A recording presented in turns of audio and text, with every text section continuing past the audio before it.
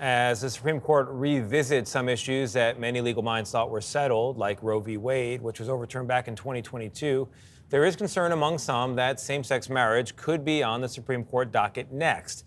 There are more than 800,000 married same-sex couples living in the U.S. right now. That's according to the Williams Institute. However, Samuel Alito and Clarence Thomas, two Supreme Court justices who dissented on the original opinion known as Obergefell v. Hodges, they have been vocal about wanting to reinterpret and overturn it.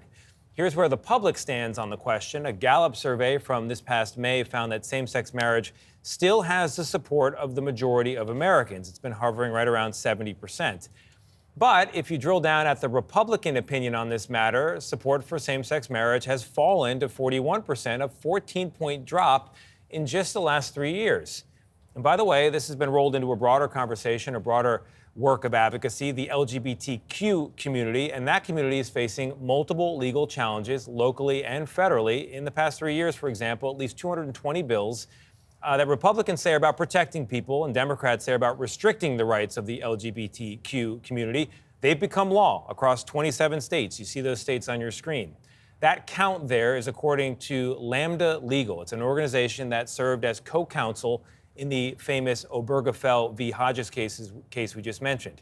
Here to help us understand this recent dip and the concerns around a rollback of rights in the LGBTQ community is the CEO of Lambda Legal, Kevin Jennings. Kevin, it's really great to have you here. Thank you. Good morning. Because, you've been involved in advocacy first around same-sex marriage for a long, long time. It's broadened out from there. So I think you're in a unique position to observe the rise in public support, and we can get into the legal part too, the rise in public support, and then a theory as to why it's fallen more recently. What's your take on it? Well, what seems to be happening to same-sex marriage is while it's still overwhelmingly supported by Americans, it's getting caught in the polarization that's happening around the country on many, many issues. And as you noted, it's mainly support among Republicans that have dropped. This was once had strong bipartisan support across party lines, but as our country's getting more and more polarized, it seems like same-sex marriage is getting sucked into that.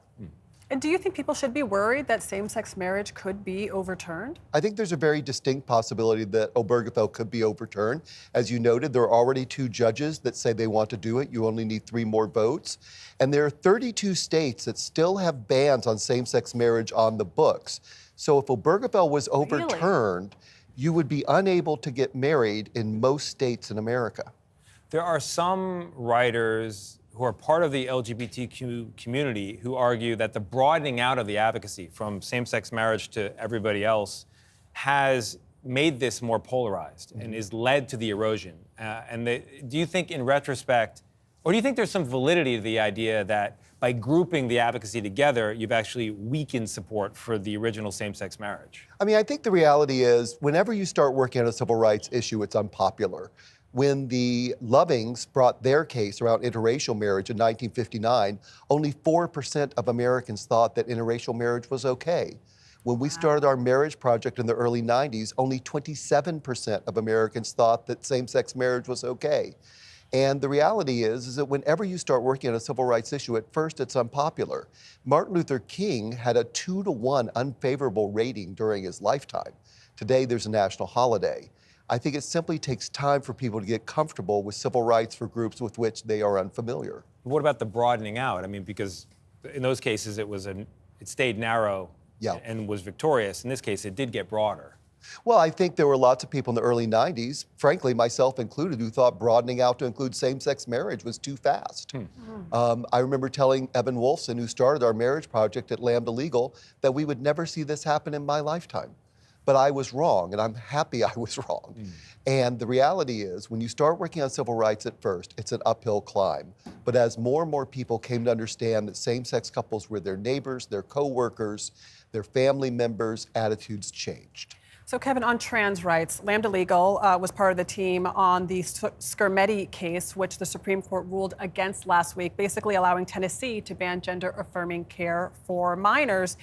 How significant is this for trans rights? Well, it's really disappointing, but it's important to also remember that when civil rights makes it to the Supreme Court the first time, it usually loses.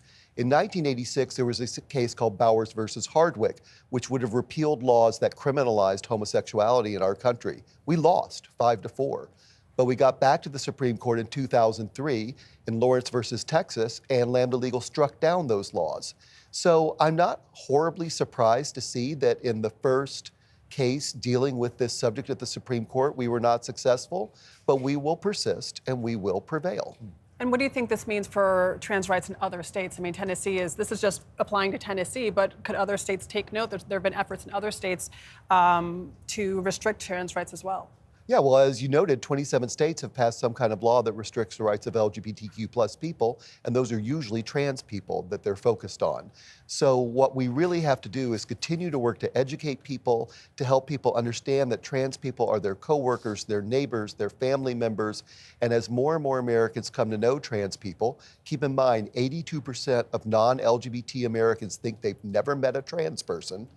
That as more and more Americans come to know trans people as people, we will see attitudes change. We're almost out of time, but what kind of pressure has this put on your organization? Have you had to hire additional lawyers? I imagine that your work has really increased. Yeah, we are litigating in over 24 states right now. Unfortunately, because these laws keep passing, the only hope is, can we strike them down in court? All right, Kevin Jennings, thank you so much. Thank you. I really appreciate you coming on and talk about it. Thank you for having me on.